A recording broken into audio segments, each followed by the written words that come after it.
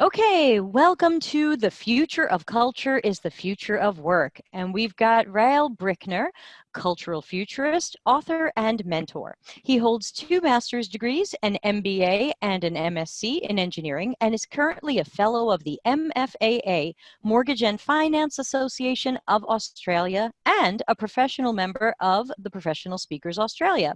With over 30 years as a serial entrepreneur, Rael helps businesses succeed by delivering a series of dynamic talks on building businesses by thinking outside the box. Rael has been presenting for many years on business, culture, finance, investing, diversity, and ethics. Learning is best practice combined with practical experience to achieve business excellence. Participants have found inspiration in the simple and practical approaches to running, growing, and succeeding in business. And special thanks to him for waking up before the sun came up at so much for joining us. I'm going to mute myself and pass it over to you. Thank you, Debbie, and good morning. And I'm assuming that if the sound goes a bit crazy, you will message me or come in and tell me that the sound is not good. Good morning, everybody. Good. Good morning, everybody from Perth, Western Australia, where the sun is just starting to rise. The idea of the future of culture and the future of work really comes down to an old saying of Peter Drucker's, which is badly quoted, by the way, that says that where Peter Drucker spoke about culture eating strategy for breakfast, I really pose the question that if culture really ate strategy for breakfast, what's for dinner? What's next? We're sitting at the cusp of the next decade, and the question that we have to address for all of us is what's for dinner? So the question I ask is, what inspired people to be watching this recording? What inspired people to be here listening to the speaker from Western Australia talking about the future of culture? Not necessarily what brought you to this place at your computer on this day, but what is your why? I love sunrises, and that's why I didn't mind getting up at this time of the morning to record this. But that's not what drives me. That's not what brought me here today. And so everybody who ever listens to this recording will have the question of what brought them here today, what brought them to this place, what events in your life inspired you to be in this place. So I'm going to share a story, a personal story of what brought me here to this place of culture and time. In the 80s, I worked for a company in South Africa called Anglo American. At the time, it was the largest mining house in South Africa, and I was 22 years of age. And I'd been at the head office for a very short space of time when the boss said to me, "You're off on a project some 4 hours out of Johannesburg, and you're flying on the corporate jet." Now, as a 22-year-old, that was an amazing experience to be able to fly around South Africa on the corporate jets. To put Anglo American into a context, it was the most hierarchical organization that I had ever dealt with in my life. Anglo American, I was a C4 level engineer. That meant I parked in the 4th parking lot away from the office. But if I was a D1 level engineer, I would have parked in the 3rd parking lot away from the office.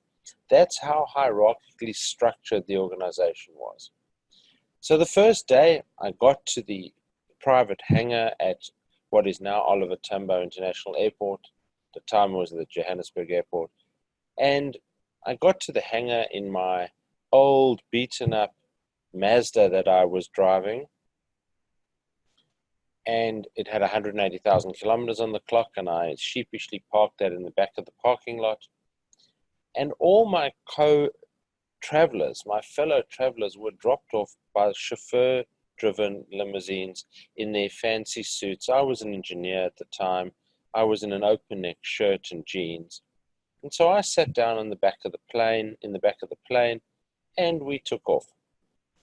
Once the pilot put his head around the cockpit and said, "Okay, you can move around now," I saw on the floor next to me, right in the back of the plane, a coal box. In South Africa, they call them cooler bags. In Australia, we call them eskies.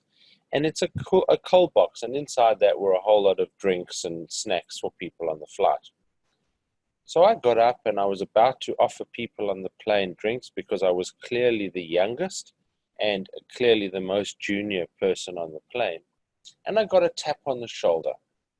I got a tap on the shoulder, which is kind of scary when you're in an airplane. And it wasn't the hand of God. It was the hand of the most senior director of Anglo-American. And the most senior director of Anglo-American turned around and said, "Please don't do that." And I said, "Why? No problem. I'm the youngest, fittest, strongest. I'm happy to do that." And he said, "No. Within the confines of our jet, the most senior person on board has to serve the drinks, not the most junior." And there was a turning point in my life and my understanding of Anglo-American. Because suddenly they could turn the corporate culture on its head within the confines of the plane. I knew there was hope for the corporate culture. The picture on the screen of me in the cockpit of a small plane is actually what stemmed out of that. I actually developed a love of flying whilst in my time at Anglo-American and eventually got my own pilot's license. And that picture is of me flying a 1952 Boomerang, which was a Spitfire trainer. But the Anglo-American experience of being in an office that was so culturally defined, but yet within the confines of the plane turned everything on its head, meant that there was a future and there was a hope.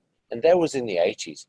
That was prior to the release of Nelson Mandela and the unbanning of the African National Congress. That was prior to the first democratic elections in South Africa. And a large corporate like that had some hope. So what am I talking about? I'm talking about culture, but not the type of culture we have in the laboratories. I'm talking about what are the drivers of organizational structure and culture. And in the context of the concentric conference, what is the UX? What is the user experience? What is the user? Who are the participants in this culture? And it comes down to understanding the road. Understanding the road. Peter Drucker said, know your neighbors because their problems are your problems. And so where did I go on this journey? This journey started in the 80s. And it's been an ongoing journey. Over the last 2 years, and of the last 6 that I've been a professional speaker, the last 2, I have been speaking to companies around the world because I believe in what Peter Drucker said. He said, know your neighbors because their problems are your problems. And to take my experience and be able to share my experiences with everyone around the world, what I've done is I've now interviewed some 85 companies in over 25 different countries. And I've asked them questions about what are their drivers of culture? What makes their culture unique? What makes their organization unique? And what was amazing to me was in this crazy world that we're in now, this crazy world we live in, everybody was happy to share. There's actually 87 interviews so far, and everybody shared their experiences. I have an IT background, so I'm this tech guy, and a lot of the companies were tech companies, but I was talking to them about the non-technical stuff. Recently I spoke at the Agile Scrum in Kathmandu in Nepal, and what I found there was that agile teams normally go through this forming, norming, storming, and performing. And that's the process of developing a team. Well, in the world today, in Siri time and Google time, we just have to perform. We don't have time to form, norm, and storm. And so what came out of these interviews, and by the way, anyone listening to this who would like to be a part of this is going to be my next book, called The Future of Culture is the Future of Work. And anyone who wishes to have their company highlighted or share stories. And by the way, of the 87 interviews, about 20 have been about toxic cultures, people wanting to share how bad their culture is. And the rest of them have been about positive, good news, feel good, happy stories. But the fact that 20 people still wanted to share their negative stories with me meant that there's a lot of work to do in this culture space. And so anyone who wants to be a part of it, just email me. It's very simple. It's rael@raelbricker.com. And I will arrange a time for an interview that we can discuss and share stories of your cultures, both good and bad. So one of the things that came out from all these interviews was that a lot of companies had a purpose. Now, we're not talking about a vision and mission statement. I'm not talking about that. I can quote most companies' vision and mission statements. And I say that on stage and live audiences. And people look at me like I've crawled out of green cheese. Let me explain what I mean by that. Most companies have a vision statement or a mission statement that goes, we want to be the best, fill in the blocks here. Customer service organization, deliverable organization, bank in the world, blah, blah, blah. We're going to do that using the best. Choose a word. People, technology, etc., close brackets, in the open brackets, particular industry, banking, finance, whatever it may be, IT. And that is the format of most companies' vision statements. I'm not talking about vision in that way. I'm talking about something greater. So how do I define purpose? I define purpose as being something that binds everybody, every stakeholder in the organization. And so it's very user driven. It's very driven by everybody who's a stakeholder in the organization. And some of the examples that came out of my research, and I'll share some of those with you.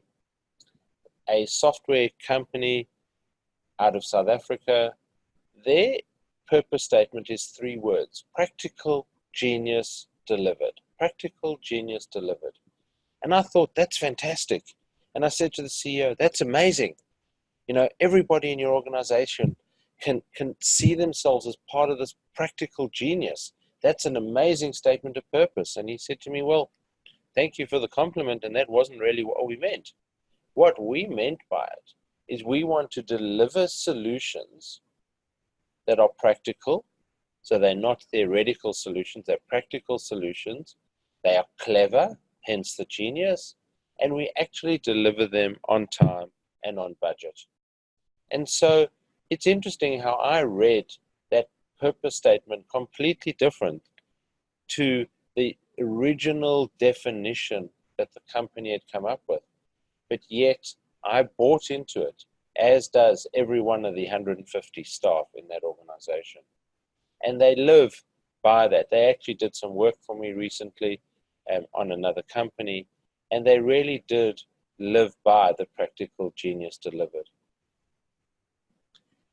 The second example, and I'll quote their purpose statement first because it needs to be put into a context. It's a large Australian company, one of the largest in Australia. And their purpose statement is to back the bold who move Australia forward. Back the bold who move Australia forward.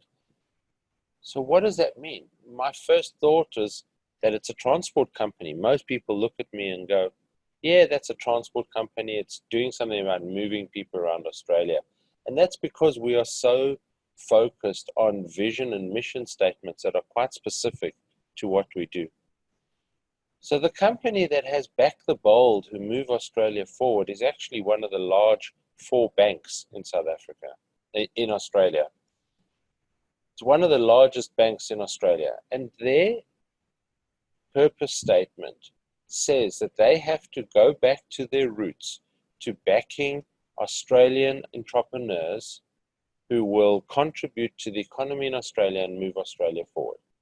And so it's interesting, when the chief executive came out with a statement around that, which is almost 2 years ago now, what he said at the time was, we're not going to go out and publicize it and use that in our advertising until we as a board feel that everybody in the organization has bought into it, that everybody understands our purpose.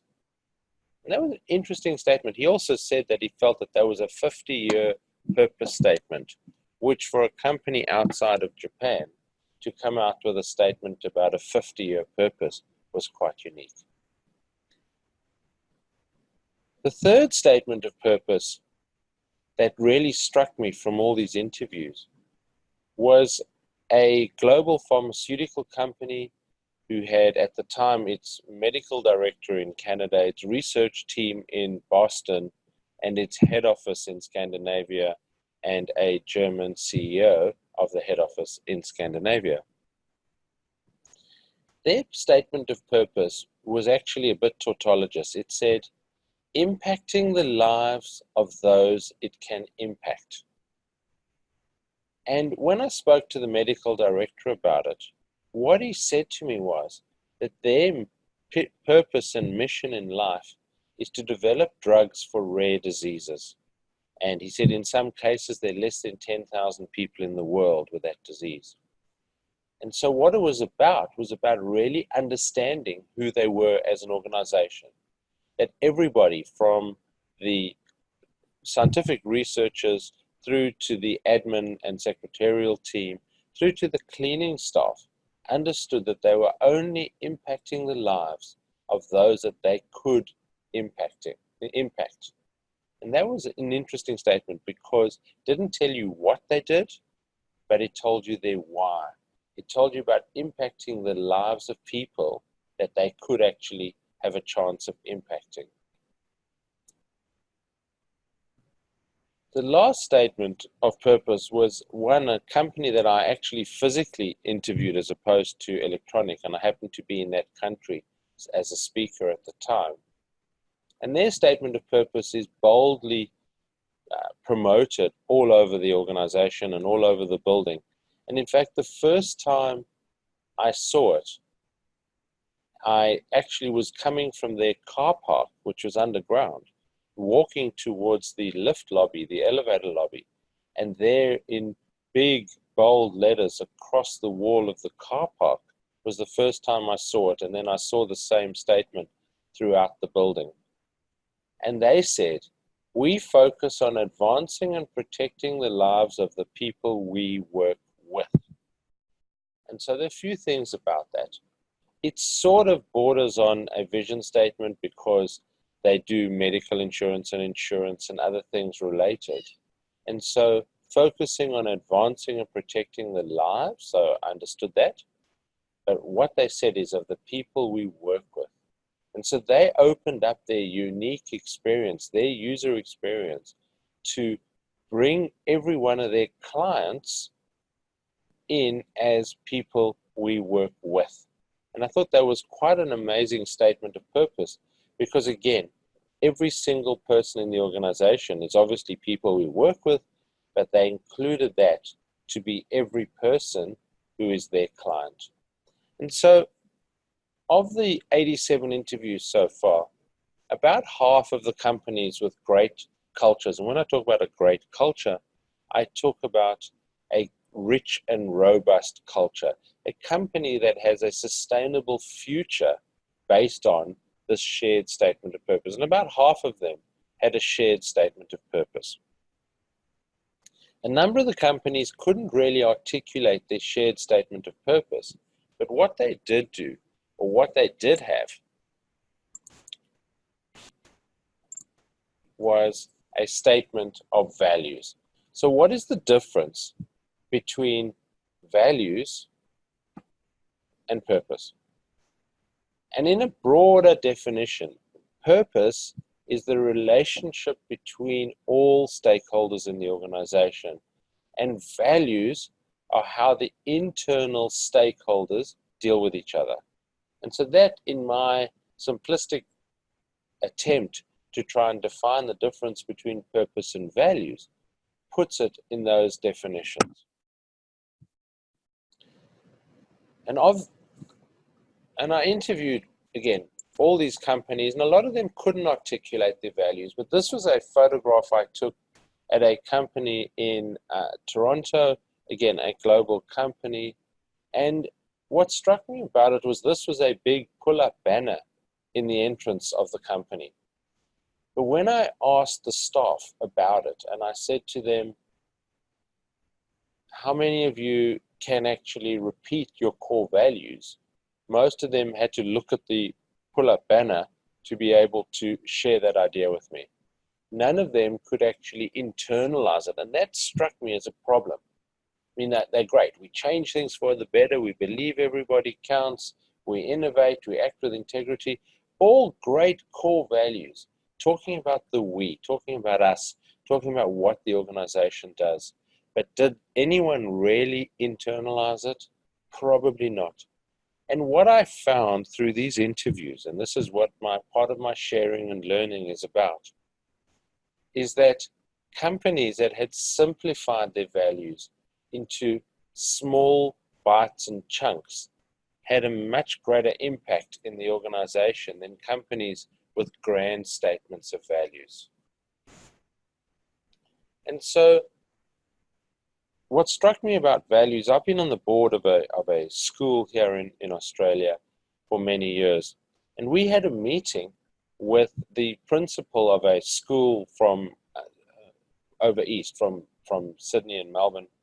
And when he was talking to us, he was telling us about the fantastic strategic planning process that this school went through and how they developed this set of values for the school. And so we said to him, great, what are that set of values? Can you share them with us? And he said, yes, just hold on a second. And he opened his wallet and took out a laminated card because he wanted to share the values with us. And that struck me as a problem. Because if the chief executive, the principal of the school, the driver, the public face, didn't really internalize these and couldn't share them with a group of peers off the cuff, then how good was that value set? I mean, they were interesting, but similar to the ones I put up on the screen earlier. They weren't anything mind-blowing. They weren't anything that everybody could internalize.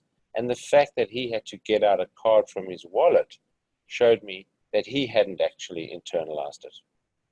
So of these interviews around the world, two value sets really stood out to me. The first was a global distribution company that has offices in 6 countries, 3 English-speaking, 3 non-English speaking. And they had a value set that made up of 5 values. And the first of those values was fun, F-U-N, fun. And as the HR director said to me, quite simply, if you're not having fun, don't work here. And I thought that was a bit rich and a bit tough from a human resource perspective, because people, you can't really tell staff to go away. But that was the attitude of HR, was if you're not having fun, if you're not enjoying your work here, you shouldn't be working here. And so fun was the first of their values, and then authenticity. And described by HR as you have to buy in and be authentic to the brand. So you have to have fun and you have to be authentic to the brand. And then they brought it back to reality, because the third of their values was accountability. In other words, you have a job to do. You have to be accountable for everything around your job in the organization. But the fourth of their values was then curiosity, or to be curious. And I asked, and I said, what does that mean? And they said, we want people to have fun, to be authentic, to be accountable, but we also want them to be curious about what their job's relationship is to everyone else in the organization. How does their job and their success relate to other people, so that they understand what other people do and they understand what they do and how they interact together. And so they broke down the silos in the organization. They broke down the barriers by saying, be curious about what everyone else does. And the last of their 5 values was courage.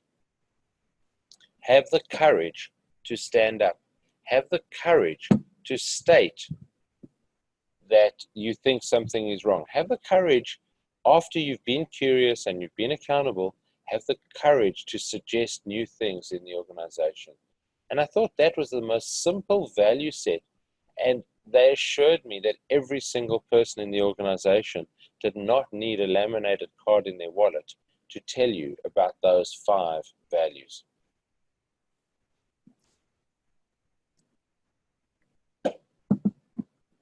The second was a software company based out of Silicon Valley, but it had a second large office in Arlington, Virginia, and it had 500 staff. It has 500 staff around continental US, and only 150 on each head office or office, and the rest all work remotely.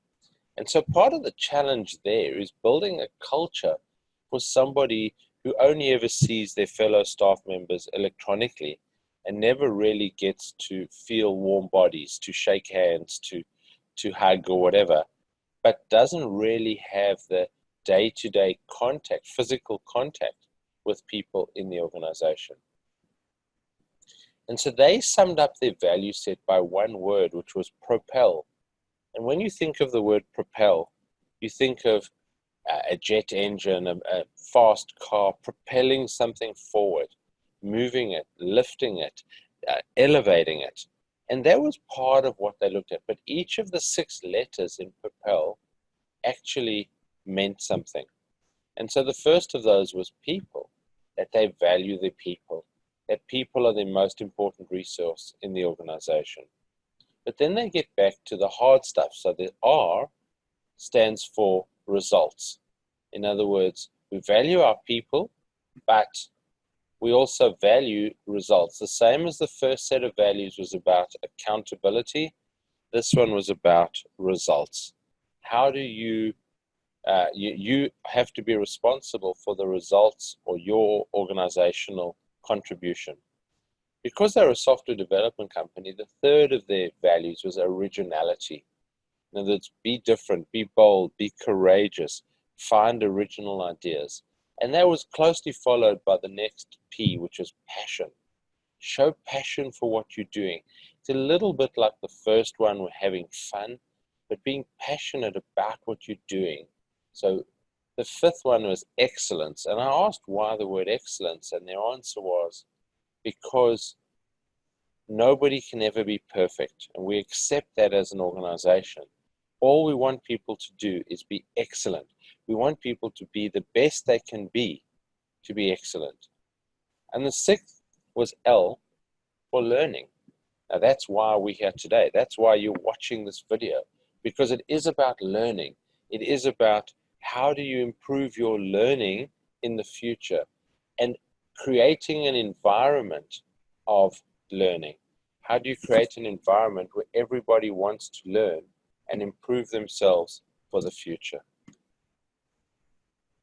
And so when I looked at those things and I said, great, if we build an organization based around purpose and based around values, you know, Peter Drucker also said quality means doing it right when no one is looking, and culture means doing the right thing when no one is looking. We then have to have pride. People have to be proud of it. One of the questions I asked in my interviews was, are your employees, are your team members happy to walk around on a Saturday morning when they go to the local shops wearing the company t-shirt, with pride? And do they have pride in where they work? But this inverted pyramid only really puts all these things together when you point it onto the people.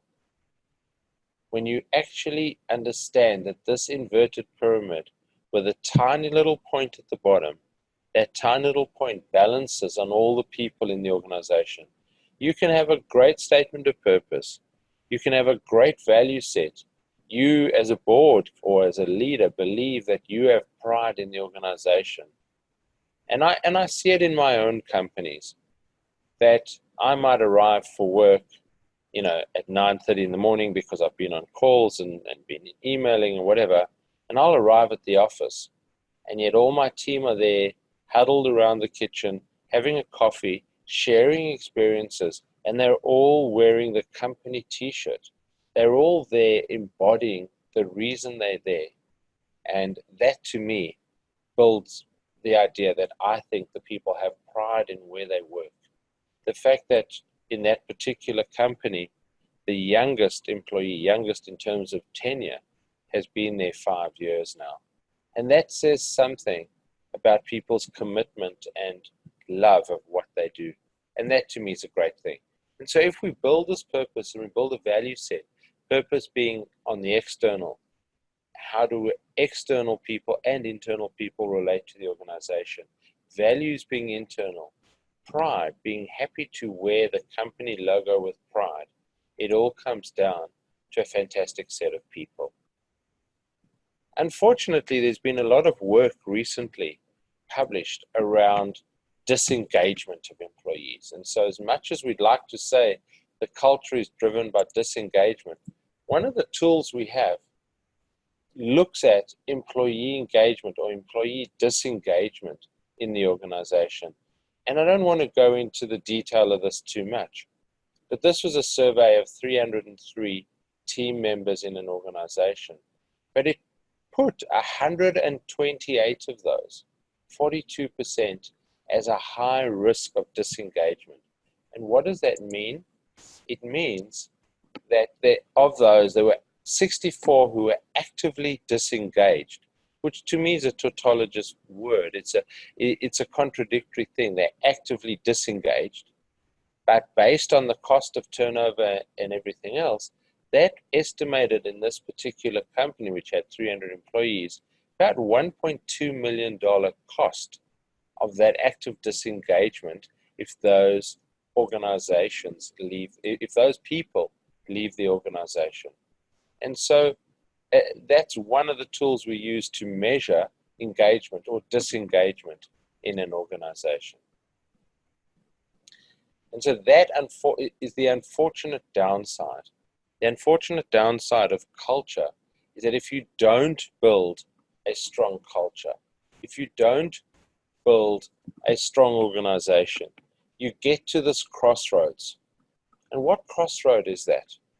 That is the crossroad of humanity and technology.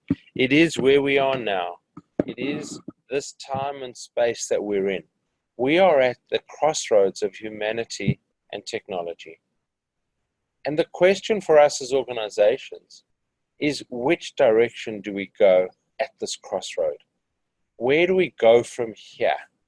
How do we move from this intersection of humanity and technology to continue to grow great organizations? Where are you going? What is the future? What did all this research around the world tell me about the future of culture? And so I firmly believe that the future of culture is the future of work. The future of culture will define how organizations go in the future.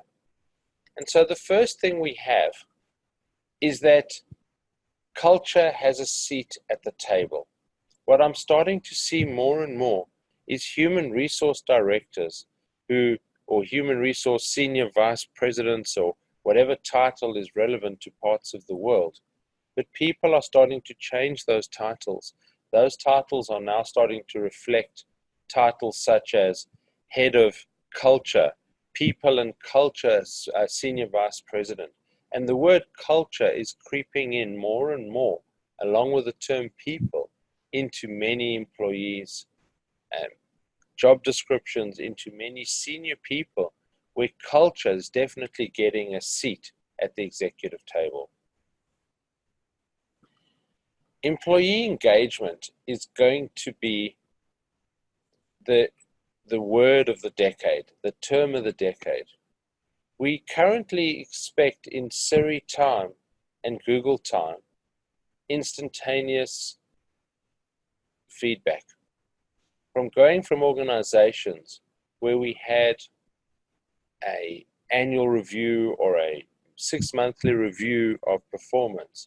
The world today is in such a place where employees expect instantaneous feedback. And I don't like bashing the millennials, but the millennial workforce, which has grown up with technology, which has grown up on the cusp of this technology, where if you don't get a certain number of likes on your Facebook post or your Instagram post, then you're not getting the instantaneous feedback. And that flows through to work. I mean, we put employees under 24/7 stress. I mean, the idea that organizations have a culture that you get to work before the boss and you leave after the boss, those days are going. The employee of the future wants to start work at 10 o'clock in the morning after they've been to the gym and had brunch. But they're happy to work till 8 o'clock at night. And then what happens? For 3 years, they give blood, or 4 years, they give blood for the organization. Everything they do is commitment to that organization. But at some point, they will turn around and leave. Why? Not because there's anything wrong with the organization, but in this world that we live in, people want new experiences. They want flexibility. They want to say, I want another experience. The current research says people will change jobs 7 to 10 times in their working life. And that's okay. You know, Richard Branson was asked, what happens if you train employees and you leave? And he said, what if you don't train them and they stay? And that's part of it. Is we accept that our workforce may only be there for a short time, and a relatively short time. But during that time, they will commit everything to the organization. That's what we have to live with. The 24/7 stress on employees, the physical, the psychological well-being, the flexibility that they have. One of the companies that I interviewed in Australia, in November, the chief executive sent in an email to the entire workforce of some couple thousand people, from very senior level engineers to laborers in their organization, and said that he did not want them missing important family time. And so if they needed to take off a morning here or an afternoon there to go to a school concert or a school graduation, they could do that without formally putting in a leave request. He wanted them to be there for their families, because at the end of the day, that's why one of the drivers should be is about family, about work-life, or as I like to say, life-work balance. And so this was quite amazing that he told the entire workforce that they can take off time. They're expected to make up the time. They're expected to commit to the organization and not abuse it. And the results of doing that over a Christmas period a year ago, that they've just done it again for the last Christmas period. And it boosted employee morale to such a level that they've never seen before. So what else is the future of work? What else makes up the future of work? Question I always ask my audiences is, what about AI? What about artificial intelligence? How will AI impact on the workforce? The challenge for the workforce or for the organization is that people will be in jobs that don't exist yet. That timeline of jobs being invented over 10 and 20 years has shrunk to, less than a few years or even less than a few months. And so the challenge for organizations is to retrain, is to build a culture of retraining and learning into the organization, so that employees who wish to stay there but are happy to be retrained are happy to be around. I mean, it's interesting when I ask teams on a face-to-face level, do they think that AI will create more jobs or less jobs? There's always a split in the room. About half the people think that AI will create less jobs because people will lose their jobs, and others understand intrinsically that AI needs more skilled people to create the AI, and that AI will actually create more jobs. The latest research polls in a number of well-respected magazines suggest that there will actually be an increase in employment through artificial intelligence.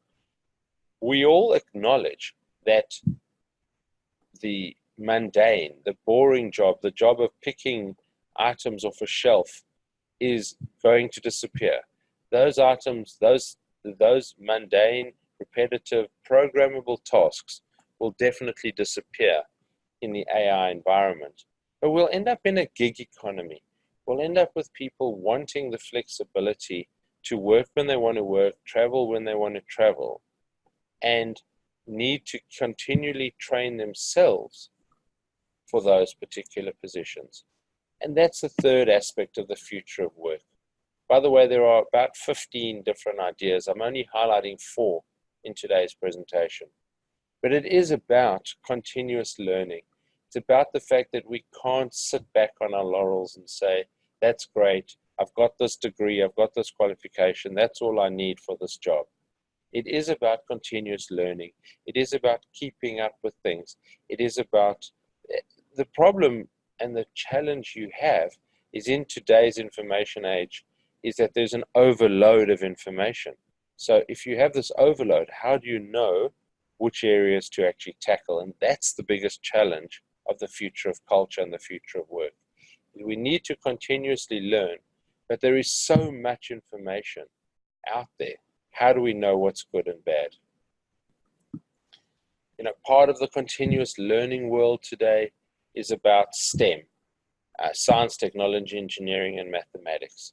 That there is a big push for students coming out of schools or learning in schools for STEM, for science, technology, engineering, and mathematics.